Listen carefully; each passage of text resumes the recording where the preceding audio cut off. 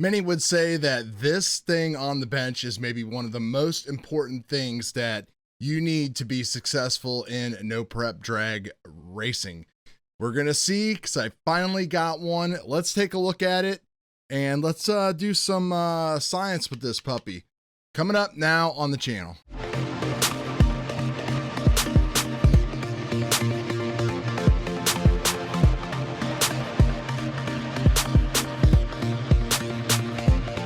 What's up, guys? It's Chad. Welcome back to the Dorky M40 channel. So we're going to take a look today at this right here, the Sky RC tire warmer. Now, tire warmers in general are pretty much what people say make the difference. It allows you to activate all that tire prep that you do, or even if you don't do any tire prep, it just makes the rubber tires that we deal with in no prep drag just stickier. So if you wipe these things down, warm them up a little bit, you get great results. Now, last year, I didn't have nothing like this. I just simple green tires, flipped my car over in the hot sun, and that seemed to make a huge difference because the tires themselves got warmer. But now we're going to have this. We're prepping tires. We're doing all kinds of different stuff. So let's take a look at this baby. So actually, this thing, you need two things. This is the tire warmer itself. This one's made by Sky RC. There's a couple other people as well. Inside the box, you're going to get the tire warmer itself, and you're going to see that it's got these little things for cup tires, little touring car tires. So this is actually what I would use for my Tamiya TT02. You would stick all your tires in here, plug it into the sides, warm it up. But in this case, we're going to need these things right here. We're going to need these long tire belts.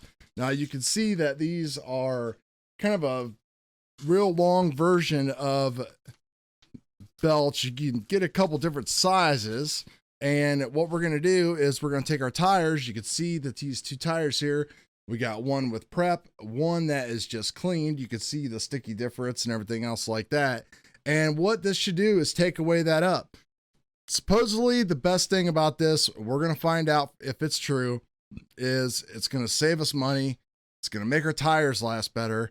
And it's also going to save our battery voltage and all the power that we take out and pressure and pain that we put on our ESCs doing burnouts to get these things warmer. So if you can get your tires hot, go to the line, do a quick little burnout, you'll be ready to go.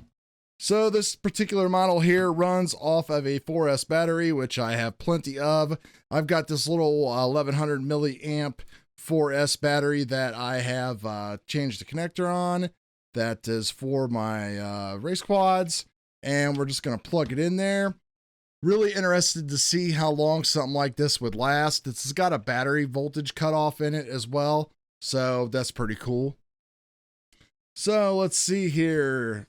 We got a couple different things. We go down first to the user setup menu, and we've got temperature that we can do in Celsius or Fahrenheit.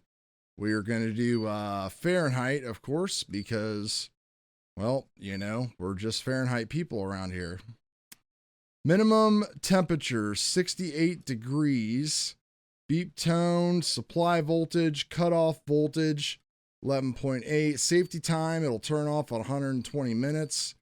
Let's see. I want my tires. Let's see what our tires are sitting right here on the bench. So we're looking at 67.8 degrees just sitting here at the bench. So we definitely want these puppies a little bit hotter than that. Let's see, how do we change this thing? We got to go over, and then we can move it.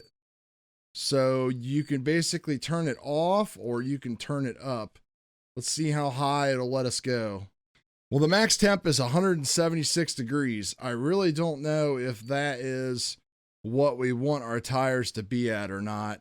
I'm going to say let's just set it at 100 and see how long it takes to get to 100 degrees. I'm just going to select the quick warm and see what it does.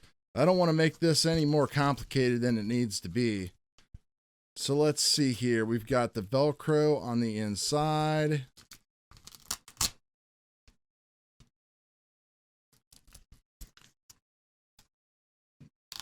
Pretty sure the foil needs to go on the inside.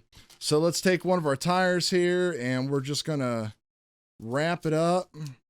I can feel this thing is getting pretty hot already. So you can see the temperature's climbing up. We're up to 120 some degrees right there on the bench. Not exactly.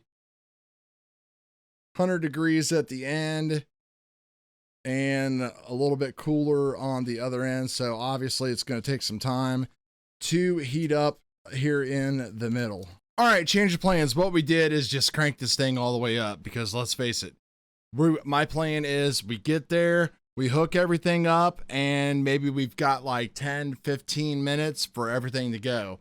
So I put this all the way up to 176 degrees, just letting it go. I've had it here on the bench for about 10 minutes. So let's basically take one of these off and see where we're at. You can see here that we're reading 176. Took about probably 5 to 6 minutes for it to reach 176 degrees and kind of hover between there and 174. We'll be interested to see what the battery voltage is so we know how long we could run this thing throughout the day. So let's just take off one of these here, and they do feel very warm, and we're going to get our little gun here ready to go. And we're looking at 145 in the middle to about 95, 151 on the outside. So not too bad. This thing is sticky as can be. You can see we're cooling down pretty fast.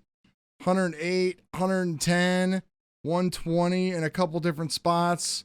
You know, this radar gun isn't the exact thing to measure with, but it's definitely doing the job. Throw it back on there. Now let's take a look at this tire that is just cleaned. I mean, it definitely feels pretty good and warm. We're looking at about 130, 140, 140, 143. Yeah, the tire feels really, really warm. 130. We'll let it sit here for a second and see how fast it cools off. Very interesting that just the clean tire itself almost feels just kind of really slick. Temperature wise, 128 to about 120 degrees. There's a spot that was 110. So, you know, these things are going to cool off pretty fast. So obviously you're going to want to just go ahead and flop these things off right before it's your turn to race. A good reason for magnetic body mounts. Just slap that baby on and you're ready to go. So the warmer itself has been running for about 17 minutes and our voltage is down to 15.2. So we're using about a volt per 15 minutes. So, you know, you figure you're going to get maybe about an hour of continuous use out of an 1100 milliamp 4S battery. Be nice if you had a bigger one. I've got a bigger one actually for my airplane. I just didn't want to like have to carry that around. But that's just kind of what's going on. Heaters typically do draw a lot of current. So I did find a setting in here that allowed me to go to 212 degrees Fahrenheit. I don't know if we'll be able to get there or not, but we'll just let it fire up here and see how long it takes it to get. Right now we're setting at about 150 on one side and 120 on the other. We'll see how long it takes to get to 200 degrees. We'll see how long it takes to get to 212 degrees. Well, like many things we get these days, not everything is dependable. Take a look down here. You can see that we have a bad one already. So it was working for a little bit and then it stopped working.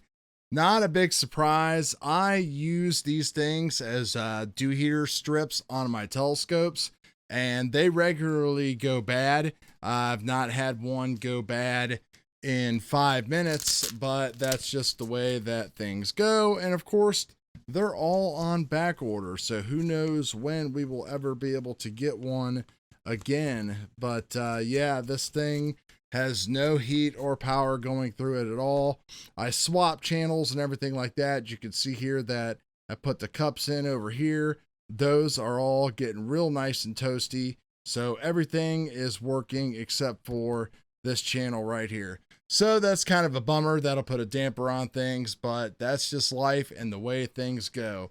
But anyway, it works. It gets your tires warm, but you might want to order some backup belts whenever they come back in stock. So that's going to do it, guys. Have a good one.